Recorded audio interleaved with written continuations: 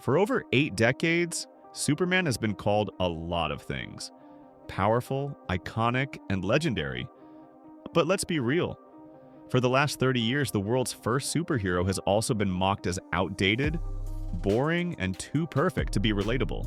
Fans said he was unwatchable because nothing could hurt him. No story could surprise us, and no character felt more disconnected from real life. But James Gunn wasn't having any of that. When he took the reins of DC's new cinematic universe, he looked at the Man of Steel's biggest problems, the ones that haunted him for decades, and decided to rebuild Superman from the ground up. And shockingly, it worked. Today, I'm breaking down how Gunn actually fixed Superman, why this version feels like the most human take we've ever seen, and what it means for the future of the DCU. Let's start with Superman's biggest flaw: his image as a perfect god in a cape. For generations, audiences struggled to connect with him because, unlike Spider-Man or Batman, Superman seemed untouchable. Richard Donner's Superman films with Christopher Reeve cemented this. His Clark Kent was noble, incorruptible, a symbol of perfection. He didn't make mistakes, he didn't struggle with rent or heartbreak, and he definitely didn't feel like the guy sitting next to you on the subway. Reeve's Superman was inspiring, sure, but not someone you could imagine sharing a coffee with. And that perfect god problem haunted Superman for decades. Comic writers like Grant Morrison pulled it off in All-Star Superman, where Clark literally inspires the universe throughout time. But for every great story like that, there were countless others where Superman came off as flat, stiff, and unrelatable. James Gunn knew this was the first thing he had to change. His solution? Flip the script. Instead of a god pretending to be human, Gunn's Superman is a human with godlike powers. Look at the interview scene with Lois Lane. Clark explains why he stepped into the Baravian conflict.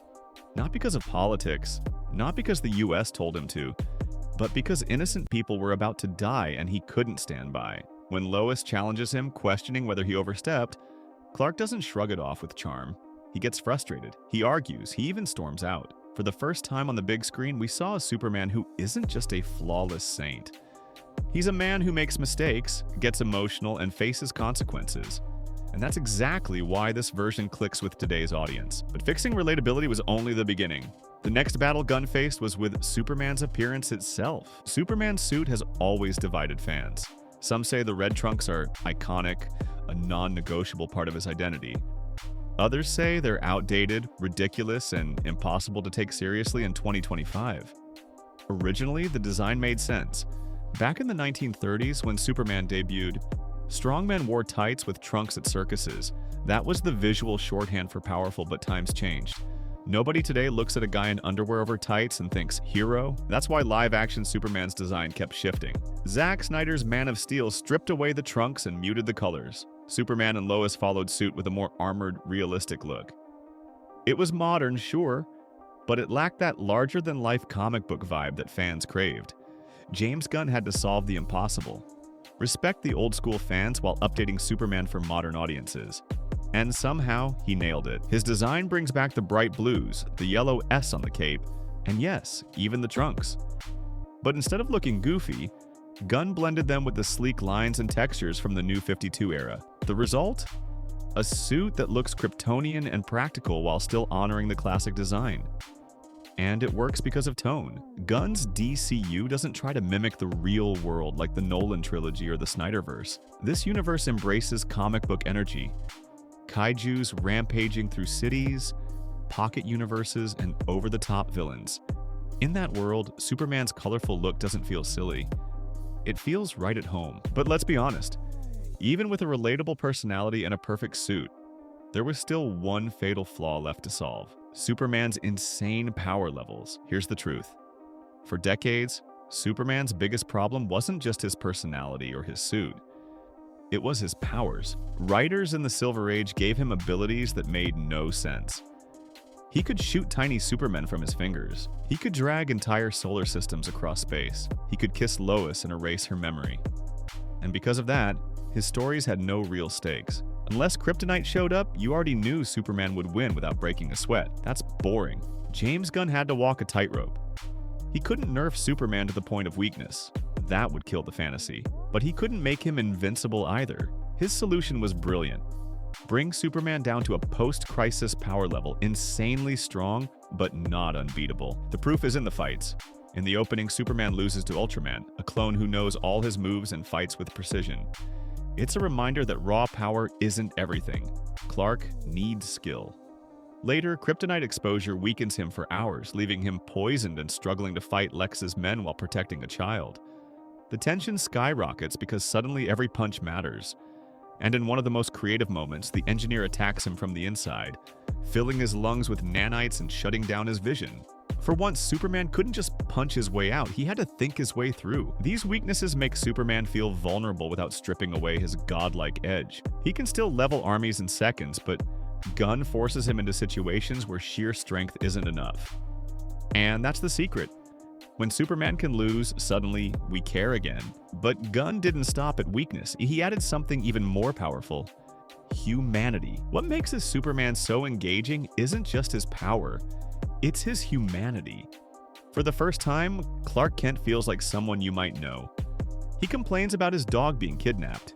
He admits what music he likes. He argues with Lois over moral decisions like any couple would. He enjoys a simple cup of coffee. These little details matter. They remind us that under the cape, Clark is a person. A son, a partner, a friend. Someone who cares about people not because of destiny, but because that's who he is. That's what makes scenes like the kaiju battle so powerful. While other superheroes might destroy the monster, Gunn's Superman tries to restrain it alive and send it to an intergalactic zoo. Because he sees it as a confused creature, not just a threat. This ties back to stories like Mark Waid's Birthright and Jeff Loeb's Public Enemies, where Batman himself calls Superman the most human of us all. Gunn didn't just copy those ideas, he brought them to life on the big screen. And in a world full of cynicism, this grounded, emotional Superman feels refreshing. He's not a distant messiah. He's a man trying to do the right thing, even when it's hard. But Gunn's reinvention goes even deeper, because Superman's history has been a mess for decades. Superman's legacy in cinema is complicated. The Reeve films inspired a generation, but by the time Superman 4 hit theaters, the character was mocked as campy. The 90s comics gave us the infamous Death of Superman, which sold millions but also turned him into a gimmick. Then came the Snyderverse, where Superman was divisive. Some fans loved the darker, brooding take, while others felt it strayed too far from the hopeful icon. For years, studios couldn't decide what Superman should be: godlike symbol or relatable man. And every attempt seemed to alienate one side of the fanbase. James Gunn's Superman finally bridges that gap. He's powerful but flawed, iconic but relatable. A hero who inspires not because he's perfect, but because he tries, fails, and keeps standing up. And in today's fractured, cynical world, that's exactly the Superman we need. But what does this mean for the future of DC? Gunn's Superman isn't just a reboot. It's the foundation of the new DCU. Unlike the MCU's hyper-realism, Gunn leans into comic book energy. His world has made-up cities, pocket universes, and larger-than-life heroes who deal with social media scandals one moment and kaiju attacks the next. And in that universe, Superman's trunks, bright suit, and earnest values all make sense. This new Superman sets the tone. If audiences connect with him, and clearly they already are, the rest of the DCU has a chance to thrive. From Batman and Wonder Woman to Green Lantern and beyond, Gunn now has a blueprint.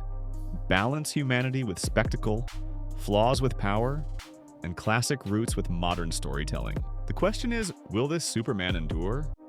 Or is this just a temporary fix before old criticisms creep back in? At the end of the day, James Gunn solved the 3 biggest problems that plagued Superman for decades. He made him relatable, gave him a suit that honors tradition while feeling modern, and adjusted his powers so his stories actually have stakes. This Superman isn't just a flawless god or a symbol of hope.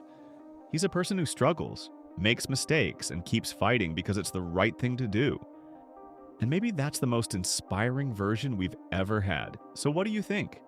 Did James Gunn finally give us the Superman we've been waiting for, or do you still prefer the classic versions? Share your thoughts in the comments below, and don't forget to hit that like button and subscribe for more breakdowns of the new DCU.